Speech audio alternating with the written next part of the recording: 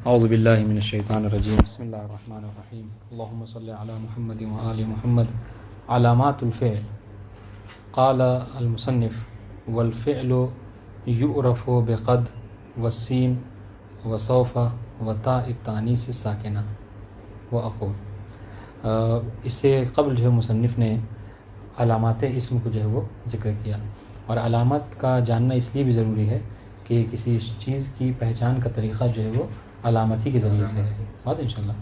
اب آپ اگر کل کی جو باتیں ہیں وہ چار جو علامتیں انہوں نے ذکر کی ہیں، اگر اس کو ذہن میں رکھیں اور کہیں پہ آپ کو شک ہو رہا ہے، ٹھیک ہے، تو آپ اس کو جو ہے وہ الف لام داخل کر کے یا نون توکید کو داخل کر کے آپ جو یعنی تنوین کو داخل کر کے جو ہے وہ پتہ لگا سکتے ہیں کہ یہ اگر یہ قبول کر لے رہا ہے تو یہ اسم ہے، وہ الا جو اسم نہیں ہے۔ آج اس طریقے سے معلوم ہوگا کہ مطلب اسے مطلب کیسے قبول کرے گا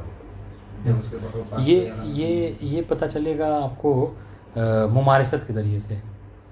آپ کثرت سے عربی وغیرہ پڑھیں گے، ٹھیک ہے، یا کسی نحوی مطلب جو یعنی ادب وغیرہ سے اس کا ذوق رکھتا ہے، اس کو دکھائیے کہ یہ میرا جملہ درست ہے کہ نہیں ہے، بہت انشاءاللہ اگر وہ کہہ دے کہ ہاں یہ صحیح ہے تو جی ہاں ہو سکتا ہے بالکل۔ تو آج جو ہے وہ اس طریقے سے آج جو ہے وہ فعل کی بھی علامتیں ذکر کر رہے ہیں، چنانچہ جس طریقے سے اسم کی چار، حالانکہ زیادہ ہیں اس سے ذکر کی تھی، اس طریقے سے آج فعل کی بھی چار علامتوں کو ذکر کر رہے ہیں۔ تو سب سے پہلے ذکر کیا کہ علامت جو ہے وہ اس فعل کی چار ہیں، ایک قد، ٹھیک ہے، سین، صوفہ اور تائے تانی سے ساکن۔ شارح کیا کہہ رہے ہیں، کہہ رہے اقول یتمیز الفعل عن اخویہ الاسم والحرف، کہ فعل جو ہے یا عن اخویہ الاسم والحرف ہے، ٹھیک ہے، کہ فعل جو ہے متمیز ہوتا ہے، ٹھیک ہے، جدا ہوتا ہے اپنے دونوں بھائی یعنی اسم اور حرف سے۔ کس سے؟ کہاں بے اربع علامات، چار علامتوں کے ذریعے سے۔ کیونکہ وہ پردہ ہٹا دے دوستوں، اس سے روشنی آئے گی۔ متى وجدت فيه واحدة منها، ٹھیک ہے، او متى وجدت فيه واحدة منها او رأيت انه يقبلها عرفت انه فعل، کہ پس جب آپ نے یہ دیکھا کہ ان میں سے کوئی ایک جو ہے وہ کیا ہے اس کے اندر پایا جا رہا ہے، کسی کلمے کے اندر، ٹھیک ہے، تو اگر کسی کلمے کے اندر ان میں سے کوئی ایک پایا جائے یا پھر کوئی کلمہ ایسا ہے کہ جو ان کو قبول کر رہا ہے، قد کا دخول، سین کا دخول، صوفہ کا دخول، تو آپ ایمان سمجھ لیجئے کہ یہ یقیناً فعل ہے، اسم اور حرف نہیں۔ اب اس کی تشریح ایک بعد دیگرے کر رہے ہیں، تو وہ چار کون کون سے ہیں؟ قد، ثانیہ سین، والثالثہ صوفہ، والرابعہ تاء ثانیہ سے ساکن۔ اب اس کی تشریح سنیے۔ اما قد فتدخل علی نوعین من الفعل، جہاں تک قد کی بات ہے تو قد جو ہے وہ فعل کے دو نوع کے اوپر داخل ہوتا ہے۔ کون کون سے؟ فعل ماضی اور فعل مضارع کے اوپر داخل ہوتا ہے، اور انشاءاللہ اس کا مطلب کیا ہے کہ قد فعل امر کے اوپر داخل نہیں ہوتا۔ ایک لائٹ جو ہے بن کر فریج چل رہی ہے شاید، تو کیا کہا کہ قد جو ہے وہ فعل ماضی اور مضارع سے ہی مخصوص ہے، امر پہ داخل یہ نہیں ہوتا ہے، ٹھیک ہے۔ فَإِذَا دَخَلَتْ عَلَى الْفِعْلِ الْمَاضِي دَلَّتْ عَلَى أَحَدِ مَعْنِيَيْهِ، ٹھیک ہے، دخلت میں ہے کسی پلٹی کسی طرف؟ قد کی طرف، ٹھیک ہے۔ بس جب کبھی قد جو ہے وہ داخل ہو کس کے اوپر؟ فعل ماضی کے اوپر، اور ہم نے کیا کہا کہ قد جو ہے وہ فعل ماضی پہ بھی داخل ہوتا ہے اور فعل مضارع پہ بھی داخل ہوتا ہے۔ تو جب دونوں پہ داخل ہوتا ہے کیا مطلب دونوں میں معنی ایک ہے؟ نہیں، دونوں میں معنی الگ الگ ہے۔ ماضی پہ داخل ہو تو اس کا معنی الگ ہو، اور مضارع پہ داخل ہو تو اس کا معنی الگ ہے۔ بس جب یہ قد داخل ہو فعل ماضی کے اوپر تو یہ دلالت کرتا ہے دو معنوں میں سے کسی ایک معنی کے اوپر، یا تو تحقیق کے اوپر دلالت کرے گا، یا جو کیا ہے تقریب کے اوپر، ٹھیک ہے۔ تحقیق یعنی کیا؟ جسے ہم کہتے ہیں نا بتحقیق، یعنی یقیناً، اردو میں اس کا ترجمہ کرتے ہیں، ٹھیک ہے۔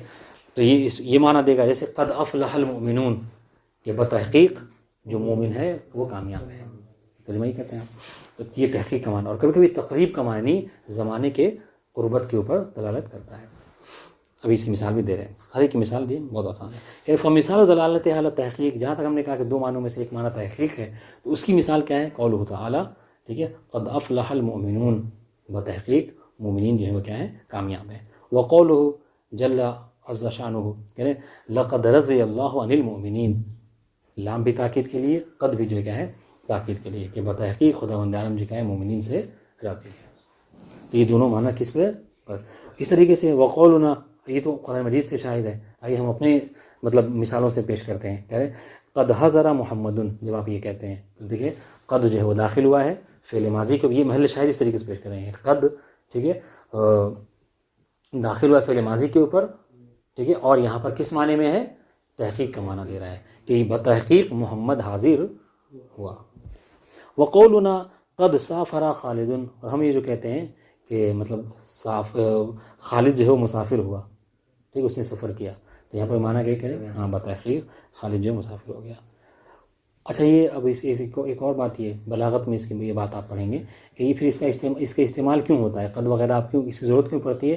کہ اس کی ضرورت ہو سکتا ہے کہ سامنے والے کی مقتضی حال کو دیکھ کر، اس کی حالت اور طبیعت کو دیکھ کر. وہ کیا ہے، اگر مثال تو ایسا شخص ہے کہ جو آپ کے بولنے میں شک کر رہا ہے کہ ہاں کہ وہ یقیناً وہ سفر کیا اسے نہیں کیا، ٹھیک ہے، مومن کامیاب ہے کہ نہیں ہے؟ تو کہا کہ جی ہاں یقیناً مومن کامیاب ہے، یقیناً اس نے سفر کر لیا. تو یہ ہم اپنے اردو میں بھی ایسے استعمال کرتے ہیں. جی جی.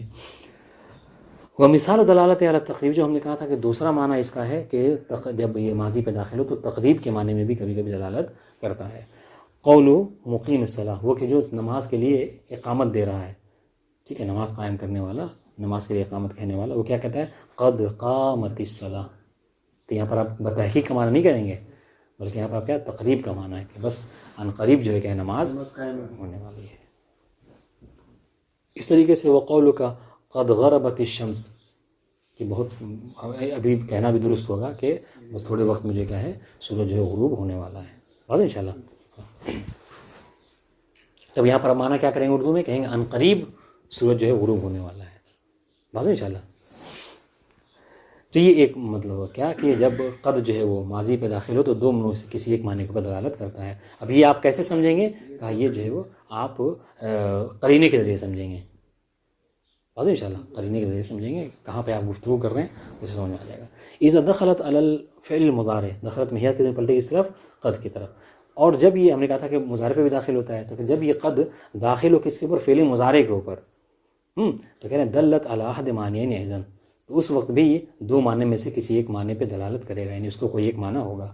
وہما، اور وہ کون کون سا معنی ہے؟ التقلیل والتکثیر. ٹھیک ہے، لیکن دونوں ایک دوسرے کے اپوزٹ ہیں ایک دم، تقلیل اور تکثیر، کمی اور زیادتی. فاما دلالتها على التقلیل، جہاں تک تقلیل پہ دلالت کی بات ہے تو اس کی مثال سنیے. فمثال فنحو ذلک، نحو دیکھیں، نحو مثال کے معنی میں بھی آتا ہے. یہ پہلا درس تھا اگر آپ نے سنا ہو تو. نحو کا لغوی معنی مثال کے لیے. ہاں احسنتم. فنحو ذلک قد یصدق الکذوب، کذوب فعول کے وزن پر، ٹھیک ہے، مبالغہ کا صیغہ. کذوب یعنی بہت زیادہ جھوٹ بولنے والا. اب یہاں پر کس معنی میں ہے؟ تخلیل کے معنی میں ہے کہ بہت کم ایسا ہوتا ہے کہ جو کذاب ہوتا ہے، بہت زیادہ جھوٹ بولنے والا ہے، وہ سچ بولتا ہے. دیکھیں محل شاہد کیا ہے کہ قد فعل مضارع کے اوپر داخل ہوا ہے اور یہاں پر تقلیل کے معنی میں دلالت کرتا ہے. دیکھیں اب قرینہ، اب میں کہہ رہا ہوں کہ جب دونوں معنی ہیں، قد کا معنی تقلیل بھی ہے تکثیر بھی ہے، تو آپ کیسے سمجھیں گے؟ ہم نے کیا کہا تھا کہ قرینے سے سمجھیں گے. یہاں پر قرینہ ہے کہ نہیں؟ لفظ میں قرینہ ہے. کیوں؟ اس لیے کہ کذوب ہوتا ہی وہ ہے کہ جو بہت زیادہ جھوٹ بولتا ہے. انشاءاللہ. تو اب اس کو کہا جا رہا ہے کہ وہ کبھی کبھی سچ بولتا ہے. اس کا مطلب کیا ہے کہ وہ جو بہت زیادہ کذاب ہوتا ہے وہ کیا ہے؟ جھوٹ بہت کم، سچ کبھی بہت کم ہی بولتا ہے. تو یہ قرینہ ہے. وقولک قد یجود البخیل، بخیل ہوتا ہی وہ ہے کہ جو کنجوس ہو، ہے نا، خرچ نہ کرے. ٹھیک ہے، اب اس کے لیے آپ کیا کریں؟ قد یجود البخیل، کہ کبھی کبھی ایسا ہوتا ہے کہ بخیل بھی جو کیا ہے خرچ کرنے والا ہو جاتا ہے، جواد ہو جاتا ہے، سخی ہو جاتا ہے. لیکن یہ اگر ہم تکثیر کا معنی یہاں پہ کر دیں تو پھر تو بخیل کہنا آپ کا درست نہیں ہوگا. یہ قرینہ ہے انشاءاللہ. وقولک قد ینجح البلید، یہ بھی دیکھیں ایک طرف آپ کہہ رہے ہیں، دونوں ایک دوسرے کے کیا اپوزٹ ہیں. نجاح کامیابی، اور بلید یعنی بلید کہتے ہیں کیا مطلب وہ بیوقوفی ہے نا، کمزور، سست. ٹھیک ہے، تو بلید جو انسان ہوتا ہے وہ کبھی کامیاب نہیں ہوتا. اگر کوئی طالب علم ایسا ہے کہ وہ بلید ہے، ٹھیک ہے، سمجھ اس کے اندر سمجھ نہیں ہے، بیوقوف ٹائپ کا ہے، تو کیا وہ امتحان میں کامیاب نہیں ہوتا. لیکن آپ اس بلید کے لیے کامیابی کا لفظ بول رہے ہیں، تو یہ کب ہوگا؟ اگر وہ ہمیشہ ہی پاس ہو جاتا تو پھر وہ بلید نہیں ہوتا. واضح انشاءاللہ. تو اب پاس ہونے کا مطلب یہ کہ یہ کبھی بہت کم ہوتا ہے. وقد یجود ینجح البلید. واضح انشاءاللہ. ہاں. وَأَمَّا دَلَالَتُهُ عَلَى التَّقْصِيرِ، یہ جو دوسرا معنی ہے، نے کہا تھا تقریر اور تقصیر کے معنی میں، تو فعل مضارع میں داخل ہو اور تقصیر کے معنی میں دلالت کرے. فَنَحْوُ ذَلِكَ فَنَحْوُ قَوْلِكَ قَدْ يَنَالُ الْمُجْتَهِدُ بُغْيَتَهُ. اب یہاں پر تقلیل نہیں، ہم کیا کہتے ہیں قد کا جب بھی معنی کریں گے اردو میں تو ہم تحقیق کا معنی کرتے ہیں، حالانکہ ایسا نہیں ہے. آپ آج کے بعد سے اس کو پریکٹیکل اس میں لائیے.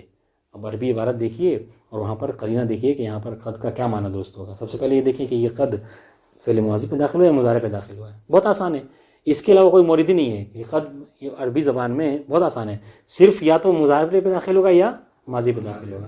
اب آپ جب ماضی و مضارع دیکھ رہے ہیں آپ تو اس کے بعد یہ دیکھیے کہ یہاں پر کون سا معنی آپ کا کرنا درست ہوگا. ماضی ہے تو وہاں پر دو معنی اس کے بیان کیے گئے، ٹھیک ہے، تحقیق اور تقریب. مضارع ہے تو پھر اس کے دو معنی ذکر کیے گئے، تقریب اور تقریب. بہت آسان. پھر آپ کا ترجمہ جب کریں گے آپ تو غلطی نہیں کریں گے. اب دیکھیں یہاں پر کریں قد ینال المجتہد بغیتہ، ٹھیک ہے. اب یہاں پر کبھی نہیں کہیں گے، کبھی کا معنی نہیں کریں گے، بلکہ ہمیشہ کا معنی کریں گے، ٹھیک ہے، کہ اکثر کا معنی کریں گے، کہ اکثر کوشش کرنے والا اپنے غایت کو، اپنے مقصد کو پا لیتا ہے. یہاں پہ کبھی نہیں کہیں گے. کیوں؟ اس لیے کہ پھر وہ مجتہد نہیں ہوگا. مجتہد نہیں کیا، مجتہد معنی وہ مجتہد نہیں بلکہ مجتہد نہیں کوشش کرنے والا، زحمت کرنے والا، مشقت کرنے والا، پڑھنے لکھنے والا، ٹھیک ہے. تو جو پڑھنے لکھنے والا ہے یہ ہو ہی نہیں سکتا کہ وہ اپنے مقصد تک نہ پہنچے. اب ان شاء اللہ یہ کہنا چاہ رہے ہیں. تو اب یہاں پر اکثر کوشش کرنے والا کیا کرتا ہے، اپنے مقصد کو پا لیتا ہے. تو یہاں پر آپ کبھی کا معنی نہیں کریں. یہ تقصیر کا معنی ہے. تقصیر کثرت سے نکلا ہے، یعنی ہمیشہ، اکثر. ہاں اکثر کے معنی میں آپ کریں گے. ہاں یہ غالباً کا معنی جو اردو سے ہی ہو تو وہ بول سکتے ہیں کہ غالباً مجتہد جو کوشش کرنے والا ہے وہ اپنے مقصد کو پا لیتا ہے. دوسری مثال وقولک قد یفعل التقی الخیر.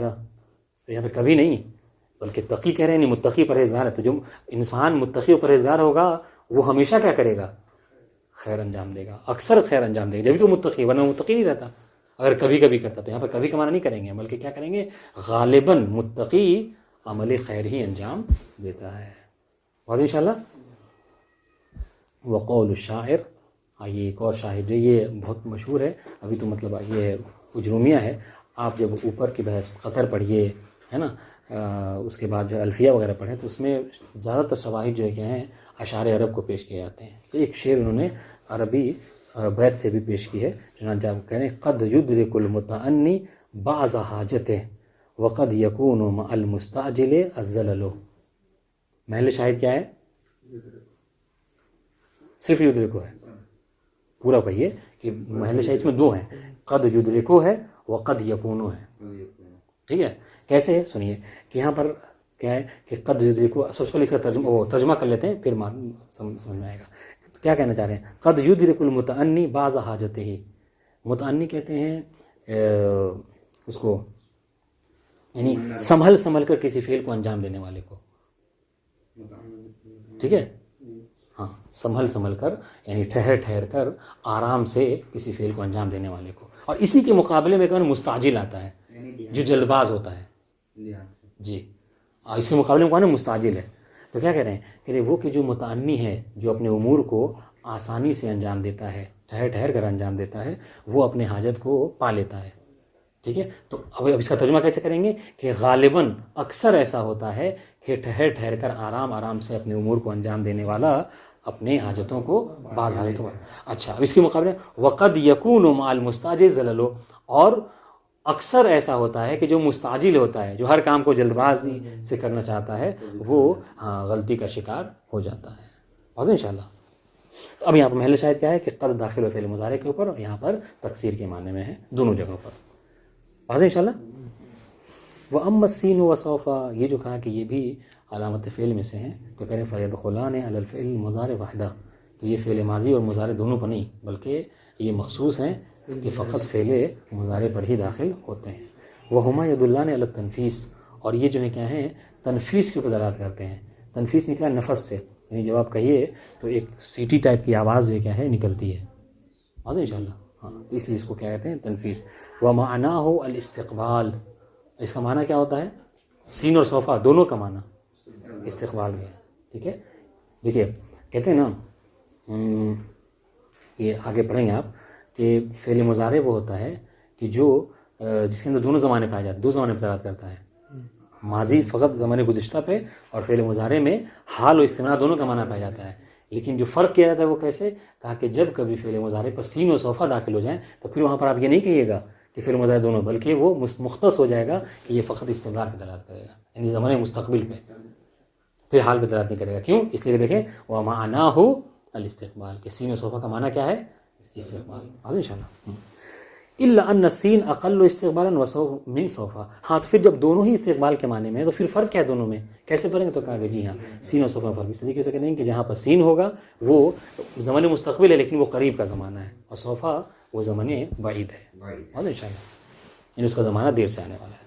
فاما السین فنحو قوله تعالی، جہاں تک سین کی بات ہے تو خداوند عالم کا یہ فرمان فرمایا سیقول السفہاء من الناس. ٹھیک ہے، تو یہ دیکھیں یعنی یہ ان کا کہنے کا زمانہ کیا ہے؟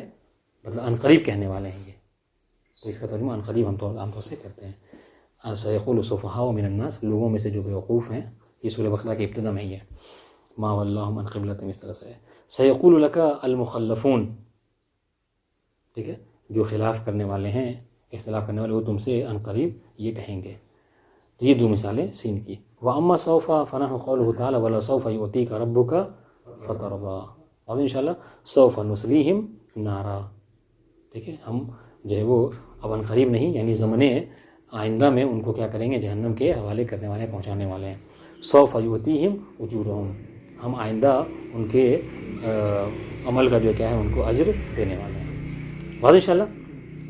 اب آئیے وَأَمَّا تَاءُ التَّأْنِیثِ السَّاکِنَہ، یہ جو کہا کہ یہ بھی کیا ہے؟ علامت فعل میں سے ہے. تو کہنے فَتَدْخُلُ عَلَى الْفِعْلِ الْمَاضِي دُونَ غَيْرِهِ، دون غیر فعل الماضی، یعنی فعل ماضی کے علاوہ کسی اور پر داخل نہیں ہوتا بلکہ یہ فعل ماضی پر ہی داخل ہوتا ہے. اسی وجہ سے فعل ماضی کی پہچان میں سے دیکھیں ایک ہوتا ہے افعال کی پہچان ہے، ٹھیک ہے، فعل کو، اور ایک ہوتا ہے فعل ماضی کی پہچان. تو کہا جاتا ہے کہ فعل ماضی کی پہچان یہ کہ اس پر کیا ہو؟ تانیث ساکنہ وہ داخل کی جائے گا. قبول کر لے تو کیا ہے وہ فعل ماضی والا نہیں ہے. دون غیر. والغرض منها الدلالۃ، تانیث سے کا مقصد کیا ہے اس کے لانے کا؟ کہ الدلالۃ علی ان الاسم الذی اسند هذا الفعل مؤنث. مقصد یہ ہوتا ہے کہ یہ پہچانا جائے کہ اس فعل کی نسبت جس کی طرف دی جاتی ہے، چونکہ دیکھیں فعل کبھی بنا فاعل کے نہیں ہو سکتا، اور فاعل انجام دینے والا کبھی مذکر بھی ہے اور کبھی مؤنث بھی ہو سکتا ہے. تو آپ یہ کیسے پہچانیں کہ یعنی مذکر نے انجام دیا اس فعل کو یا مؤنث نے؟ تو کہہ رہے کہ آپ تائے تانیث ساکنہ کو دیکھیں. اگر تائے تانیث ساکنہ ہے تو اس کا مطلب یہ کہ اس فعل کو انجام دینے والا کوئی ایسا شخص ہے، کوئی خاتون ہے. سواء اکان فاعلا، اب یہ چاہے وہ فاعل ہو، ٹھیک ہے، جیسے قالت فاطمۃ ام الائمہ، واضح انشاءاللہ. تو قالت واضح انشاءاللہ یہ کیا ہے؟ فعل ماضی، محل شاہد یہ ہے، اور تائے تانیث ساکنہ اس کے اوپر داخل ہے. واضح انشاءاللہ. تو اس کو ہم اعراب کیسے کرتے ہیں؟ قال فعل ماضی مبنی علی الفتح. ٹھیک ہے. اب آئیے اس طریقے سے ام کانا نائب فاعل، یا پھر کہا جائے یا وہ نائب فاعل ہو، جیسے کیا فرشت دارونا بالبسط، کہ چٹائی سے یعنی فرش سے ہمارے بچھا دیا گیا ہمارے گھر میں. واضح انشاءاللہ. تو دیکھیں تو دونوں ہی جو کیا ہیں نائب فاعل ہو یا فاعل ہو یا نائب فاعل، اس سے فرق نہیں پڑتا ہے. یہ چونکہ یہاں پر تائے تانیث ساکنہ داخل ہے لہٰذا یہ دلالت کر رہا ہے کہ جو فاعل یا نائب فاعل ہے وہ مؤنث ہے. ٹھیک ہے. دار کیا ہے؟ مؤنث مجازی ہے. کیا فرق ہے مؤنث حقیقی اور مجازی میں؟ دو مثالیں اس لیے دیں، ایک مؤنث حقیقی کی مثال دی فاطمہ کے ذریعے سے، اور ایک مؤنث مجازی کی. کیا فرق ہے دونوں میں، حقیقی اور مجازی میں؟ مجازی اور حقیقی میں فرق یہ ہے، حقیقی کے مقابلے میں جو ہے وہ ہوتا ہے، مطلب اس کا اپوزٹ مطلب ہوتا ہے، جیسے مرد کے مقابلے میں عورت ہوتا ہے، لیکن مجازی میں جو ہے اس کے اپوزٹ کوئی کچھ نہیں ہوتا ہے. جیسے مرد ہے تو اس کے سامنے میں عورت نہیں. حسن تم ایک یہ مثال دی جاتا ہے عام طور کہ مؤنث حقیقی ما لہو فرجن اور مؤنث مجازی ما لیس لہو فرج. فرج واضح ہے؟ نہیں واضح ہے؟ فرج یعنی شرمگاہ، خاتون کی جو شرمگاہ ہوتی ہے اس کو کہا جاتا ہے. خیر. والمراد انہا ساکنۃ فی اصل وضعہا. ٹھیک ہے. اور مراد یہاں پر یہ ہے کہ انہا ساکنۃ فی اصل وضعہا، کہ تائے تانیث ساکنہ جو کیا ہے یہ جو کہا جاتا ہے تا التانیث ساکنہ، تو یہاں یہ جو کہا ہے اس کا مطلب کیا ہے, یعنی یہ ساکن اصل وضع میں سے, یعنی جب واضح نے اس کو قرار دیا ہے تو اسی وقت جو کیا ہے وہ ساکن ہے. ان شاء اللہ فلا یضر تحریکها لعارض تخلص من التقاء ساکن. لیکن بس اگر تائے تانی ساکنہ کے لیے ضروری نہیں ہے کہ وہ ہمیشہ اس کے اندر ساکن ہی ہو, بلکہ اگر التقاء ساکنین کو رفع کرنے کے لیے تائے تانی ساکنہ کو کیا ہے ختم کر کے اس پر کسرہ کو لا دیا گیا ہے تو بھی کوئی حرج نہیں ہے, وہ تائے تانی ساکنہ ہی رہے گا اور اس سے آپ ماضی کو پہچانا جا سکتا ہے. جی فلا یضر تحریکها, یعنی اس تائے تانی ساکنہ کو حرکت دینا, ٹھیک ہے, اس میں کوئی ضرر نہیں ہے, کوئی معنی نہیں ہے. کب؟ لعارض تخلص, جب آپ کو کیا ہے خلاصہ پانا ہو, جب آپ کو جو نجات پانی ہو, کس سے؟ من التقاء ساکنین, کہ التقاء ساکنین, دو ساکن اگر ایک جگہ جمع ہو جائیں تو آپ نہیں پڑھ سکتے اس کو, تو التقاء ساکنین کو ختم کرنے کے لیے کیا کیا جاتا ہے؟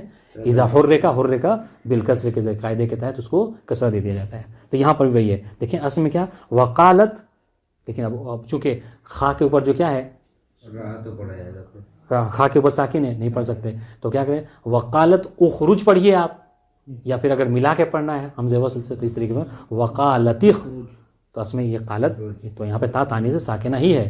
اس کو یہ آپ نہیں کہنے کا مقصد کیا ہے, مقصد یہ ہے کہ اگر تا کے اوپر کسرہ ہے تو آپ اسے یہ نہ سمجھیے کہ یہ تائے تانی ساکنہ نہیں ہے.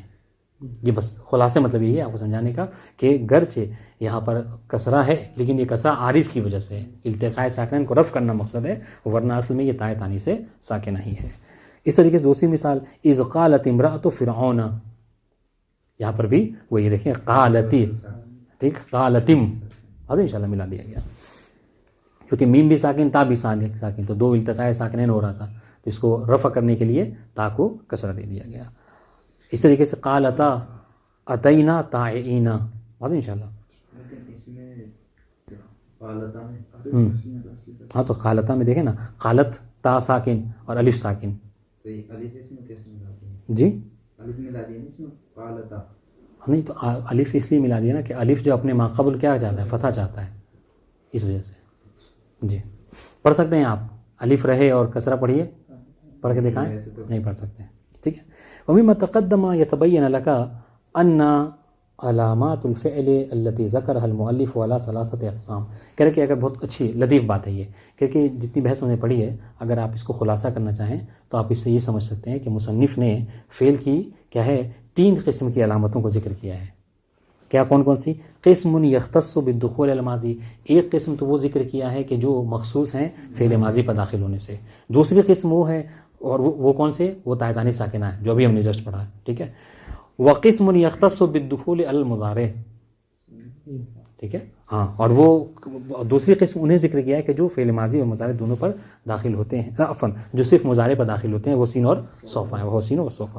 وقسم یشترک بینہما, ماضی اور مضارع دونوں پر داخل ہوتے ہیں, وہو قد, آج انشاءاللہ.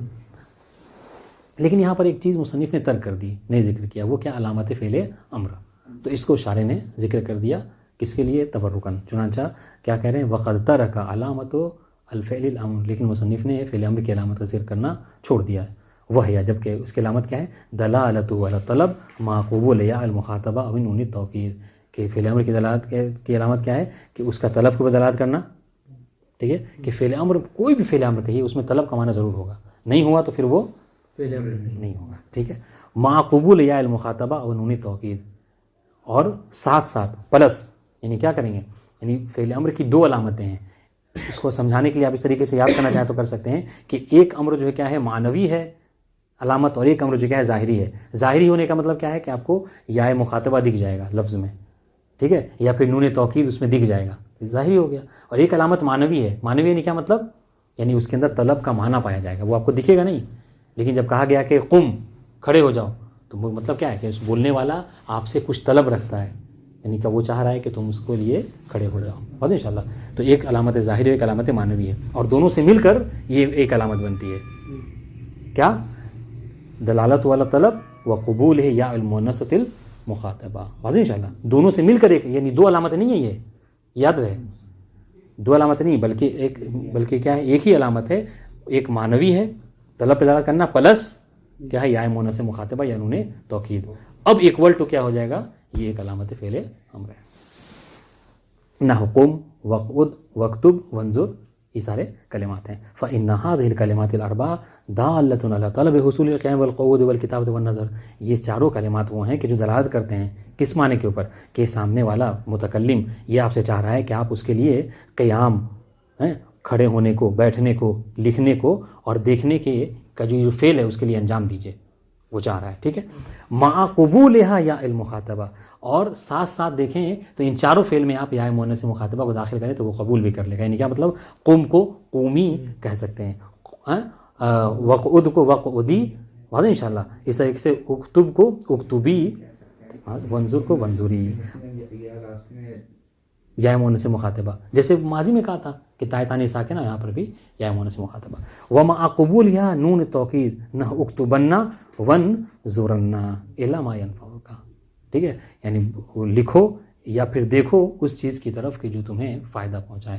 ہر نگاہ نہیں ڈالنی چاہیے اور ہر طرف جو ہے وہ کیا ہے, ہر چیز کو نہیں لکھنا چاہیے. وہی لکھو کہ جو تمہیں فائدہ پہنچائے, اسی کو دیکھو کہ جس سے تمہیں فائدہ ہو. والسلام علیکم ورحمۃ اللہ وبرکاتہ.